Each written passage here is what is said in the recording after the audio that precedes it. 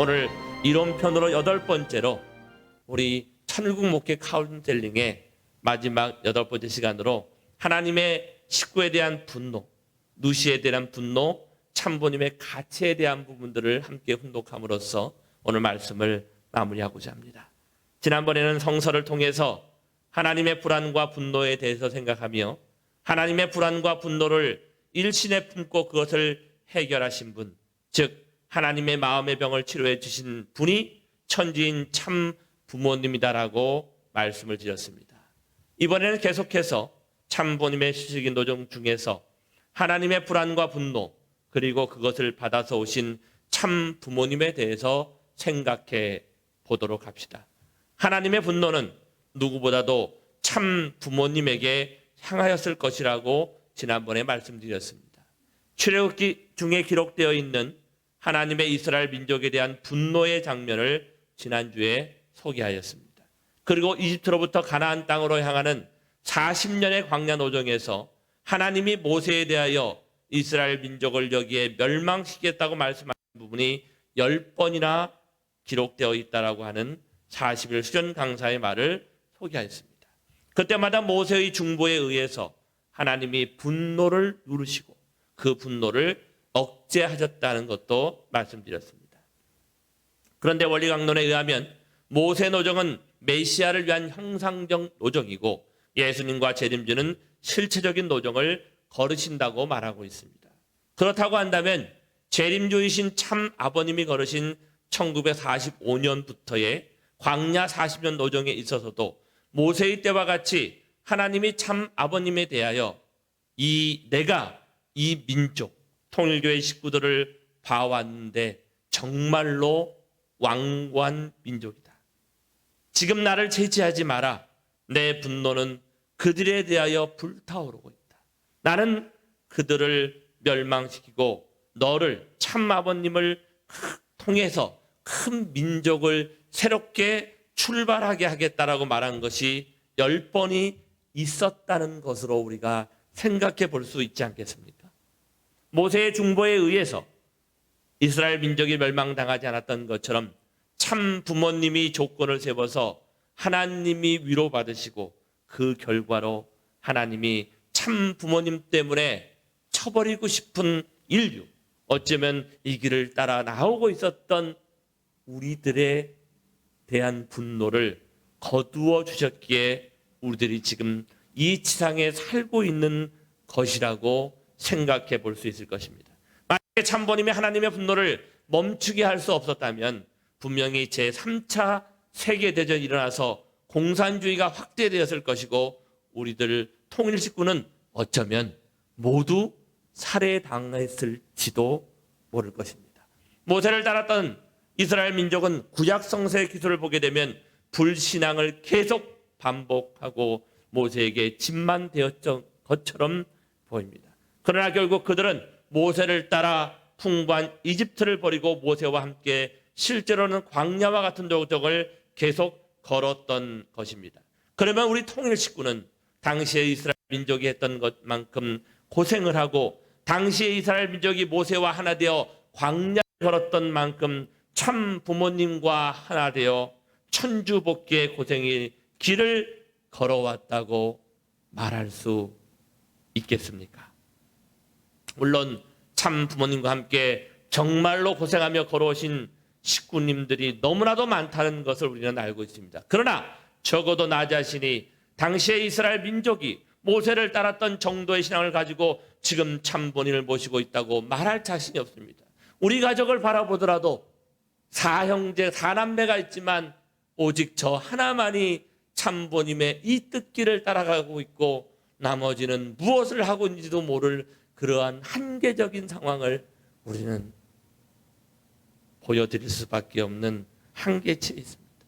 그리고 당시에 이스라엘 민족이 모세와 고생을 함께할 정도로 참부모님의 고생을 공유하고 있다는 생각은 못합니다. 당시 이스라엘 민족 정도의 신앙을 가지고 참부모를 모시고 있다고 말할 식구는 어쩌면 거의 없다고 해야 하지 않을지도 모르겠습니다. 유대민족은 히틀러에 의해서 600만 명이 학살당했습니다. 아버님 말씀에 의하면 재림의 때를 맞이하면서도 너무나도 유대인이 왕과였기에 사탄이 유대 민족을 치는 것을 하나님이 허가할 수밖에 없었다라고 말씀하십니다. 하나님의 허가가 있었기에 사탄은 그러한 대량 학살이 가능했었다는 말입니다. 마찬가지로 참 부모님이 하나님의 분노를 풀지 못했다면 우리 식구는 공산 세력의 확대 속에서 어쩌면 대부분 죽었을 수도 있습니다.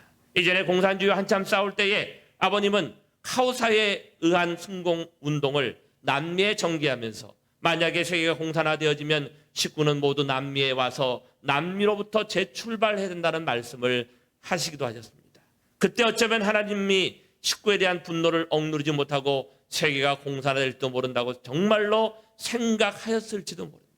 그런 때를 위해서 남미에서 섭리를 참 부모님께서 진행하셨을지도 모릅니다. 그러나 결과는 하나님의 분노를 참 부모님이 풀어주셨기 때문에 공산주의는 쇠퇴하고 우리 식구는 살아서 지상 생활을 계속할 수 있고 참 어머님을 중삼고 천보라는 타이틀까지도 받을 수 있는 놀라운 시대, 하늘 부모님의 교단을 우리에게 허락하는 그 시대를 맞이하게 됐다는 것입니다. 그렇게 생각할 때 참 부모님 우리들에게 영적인 생명을 주신 것만이 아니라 육신의 생명도 구해주신 생명의 은인인 것입니다. 다음은 하나님의 천사장 루시엘에 대한 분노에 대하여 알아보도록 하겠습니다. 1999년 3월 21일은 사탄이 된 루시엘이 데모님에게 이끌려 하나님 앞에 돌아왔던 역사적인 날입니다.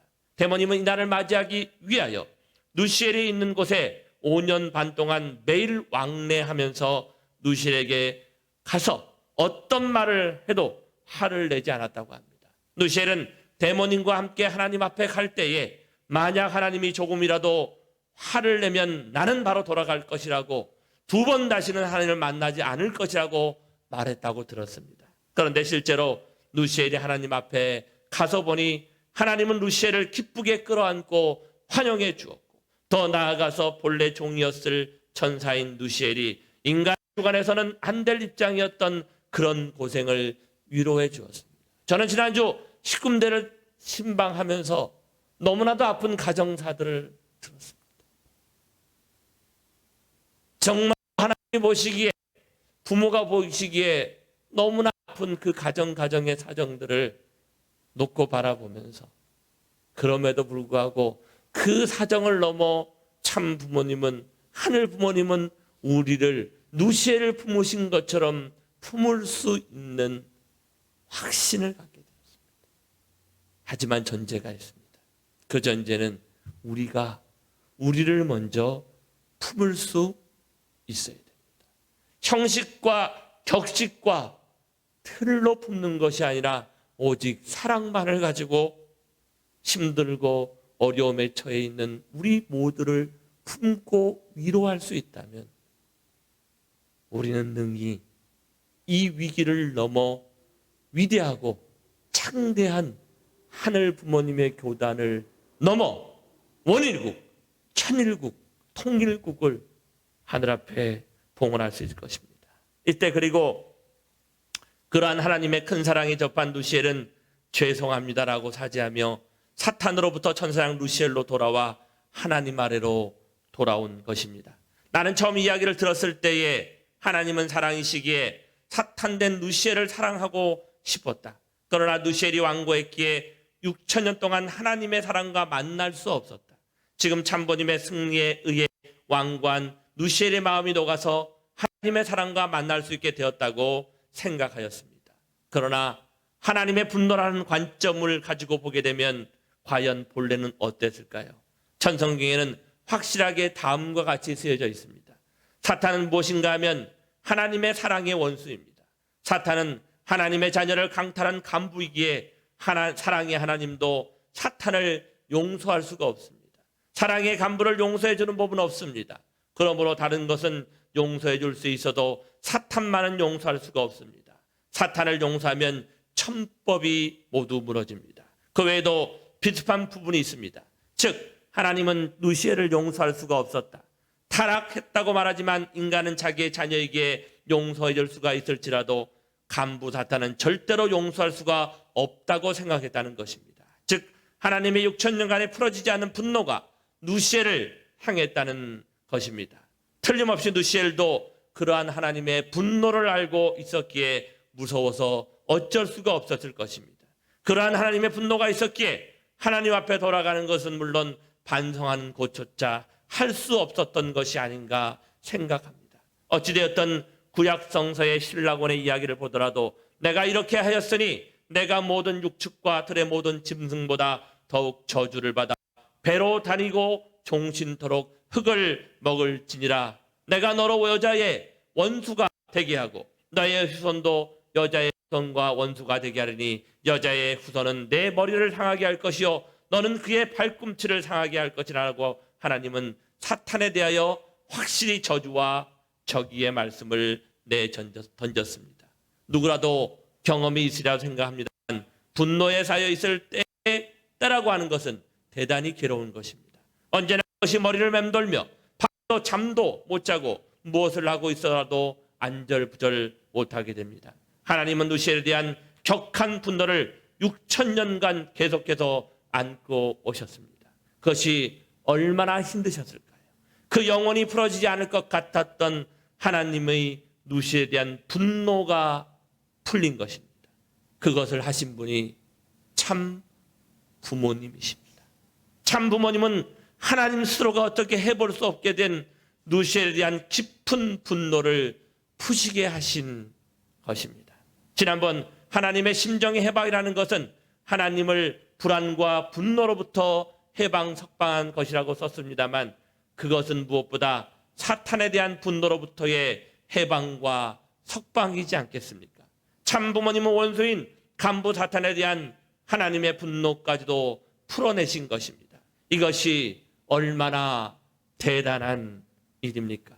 그리고 1999년 3월 21일이야말로 하나님이 누시엘과의 실적인 만남 속에서 누시엘을 실제로 용서하고 사랑할 수 있게 되어서 타락일에 풀 수 없었던 누시엘에 대한 분노를 모두 풀 수 있었던 기념비적인 날이 된 것입니다. 이야기를 바꿉니다만 참 하나님이라고 하는 말이 있습니다. 천성경 1번 첫 부분에 참 하나님이라고 하는 타이틀입니다. 처음 들을 때는 매우 이상한 말이라고 느꼈습니다. 참 부모라고 하는 말은 이해합니다. 지금까지 우리 인류는 거짓 혈통에 의한 거짓 부모밖에 가지 못했기 때문에 참 혈통을 가진 참 부모라는 말이 필요하게 된 것입니다. 그런데 하나님의 이름 앞에 참 하나님이라고 하니 그러면 거짓 하나님이 있었다는 말인가? 사탄을 말하는 것인가라고 생각도 해보기도 했습니다. 아니면 지금까지 예수님을 비롯하여 많은 성인들이 하나님에 대하여 말하여 왔지만 참된 하나님에 대한 것, 하나님의 사정과 심정은 누구도 명확하게 할 수가 없었습니다. 그것을 명확하게 해주신 분이 참 아버님이시고 하늘 부모님의 교단을 통해 그 아버님의 말씀을 완성을 이루어 하나님의 그 소망을 온전하게 이루신 참 어머님이시라는 것을 이 시대에 우리는 깨달아야 할 것입니다. 그래서 참된 하나님은 이런 분이라고 하는 의미에서 참 하나님이라고 하는 말을 한 것은 아닌가 생각하였습니다. 어쩌면 그런 것일 것입니다. 그러나 지금까지처럼 하나님의 불안과 분노라는 것을 생각해 보면 인류에 대한 불안과 누시에 대한 분노의 속에 있었던 하나님은 참된 하나님이 되지 못했을지도 모릅니다. 그런 하나님이 참 부모님에 의해서 불안과 분노를 모두 녹이고 원수 사탄까지도 사랑할 수 있게 되어 즉 하나님이 참된 사랑의 하나님이 될 수 있었다라고 말할 수 있겠습니다. 좀 더 말하면 참 부모님이 하나님을 참 하나님으로 하늘 부모님으로 인도하신 것입니다. 사랑은 상대 없이는 성립되지 않습니다. 사랑의 성장과 완성도 상대 없이는 이루어지지 않습니다. 하나님의 대상인 인간은 장성기 완성급에서 타락했습니다. 이러한 사실은 하나님의 사랑도 장성기 완성급에 멈추어질 수밖에 없었다라는 것을 의미하기도 합니다. 천성경 속에는 다음과 같은 말씀을 전합니다. 천사장은 하나님에게 언제 한번 나를 완성 단계에서 사랑한 적이 있었는가라고 묻는 것입니다. 하나님도 여기에 걸리는 것입니다. 하나님이 완성 단계의 사랑을 천사장에게 베풀었습니까? 베풀지 않았습니까? 할 수 없었습니다. 자유천지인 에덴 동산에서 천사장에게도 완성 단계의 사랑을 다 도입하고 나서야 하나님도 책임을 다했다고 말할 수 있는 것입니다. 실로 참 부모님이야말로 미완성이었던 하나님을 사랑을 완성하신 참 하나님, 하늘 부모님으로 완성시켜 드리신 분임이 틀림없습니다. 그렇게 생각한다면 참 부모님의 존재는 역사상 하나님의 필적한 위대한 분이시며 어떤 말로도 존경을 다 표현할 수 없는 분이시지 않겠습니까? 누시에 대한 분노를 풀 수 있었기에 하나님은 참 하나님이 되어져서 전권 전능을 발휘할 수 있는 시대가 되어 2001년 1월 13일 하나님 왕권 즉위식을 맞이하는 시대가 되었고, 그리고 참 어머니의 환갑을 넘으시어 쌍합 십중기를 맞이하여 이제는 선천시대에서 후천시대로 이제 기원절과 비전 2025의 승리를 넘어 하늘 부모님의 실체가 이 땅에 드러나는 하늘 부모님의 교단의 시대요. 이제 2027년을 통해 하나님이 실체적으로 우리의 가정과 이 나라와 이 세계와 대륙과 천주 앞에 온전히 운행하실 수 있는 그러한 때로 인도하게 되었다는 것입니다. 지금 시대는 인류의 타락 이래 끌어안고 계속되어 왔던 하나님의 불안과 분노가 녹아져서 참 하나님이 전권 전능을 발휘할 수 있는 시대인 천일국의 시대가 되었습니다. 우리 축복가정이 갖고 있는 불안과 분노를 모두 녹여서 하나님과 천지인 참 부모님과 함께 기뻐하지 않으면 안 됩니다. 전 축복가정이 불안과 분노에서부터 해방될 때야말로 하나님과 참 부모님의 본래의 기쁨의 때를 맞이할 수 있기 때문인 것입니다. 지금까지 우리 속에 있는 불안과 분노에 대해서 생각해 보았습니다. 불안과 분노의 구조, 그것이 아담과 해와의 타락 이후의 혈통을 통해서 면면이 이어져 내려온 역사적인 문제라고 하는 것. 더 나아가 하나님까지도 불안과 분노 속에 있었다는 것. 그리고 참 부모님에 의해서 하나님의 불안과 분노가 녹아져서 우리들의 불안과 분노도 모두 녹아질 수 있는 그 시대가 되었다라는 사실 앞에 참 부모님께, 천지인 참 부모님께, 우리 하늘 부모님께 감사와 영광의 박수를 한번 보내주시면 대단히 감사하겠습니다. 그러면 우리들의 불안과 분노가 구체적으로 어떻게 해결할 수 있을까? 어떻게 하면 해결되겠습니까? 오늘까지는 천일국 목회 카운셀링의 전편인 이론편을 통해 참 부모님의 승리권을 통해 하늘 부모님의 해방 석방을 통한 하늘 부모님의 교단의 출현을 말씀드렸다고 한다면 다음부터는 구체적으로 우리 마음속에 있는 그 불안과 분노를 어떻게 풀어내서 우리의 가정을 가정 천국으로 만들어갈 것인가에 대한 설명을 하도록 하겠습니다. 기도하겠습니다. 고맙고 감사하신 하늘 부모님, 주신 말씀에 감사하고 당신을 믿고 당신을 따라가면 그곳이 바로 천국이요, 천일국이요, 원일국이요, 통일국임을 당신은 말씀하십니다. 그 바짓자락이 그 옷소매를 놓지 않고 따라갈 용기를 주시었고, 이 시대의 고통과 이 시대의 힘듦과 이 시대의 어려움은 내가 견디고 내가 참고 내가 조금만 더 양보하면 반드시 풀려갈 수 있는 그러한 놀라운 시대가 있다는 사실을 명심 또 명심할 수 있는 저희가 될 수 있도록 인도하여 주시옵기를 간절히 바라옵고 나올 때 축복 중심 가정 오균호의 이름으로 간절히 보고하며 아뢰었사옵나이다. 아주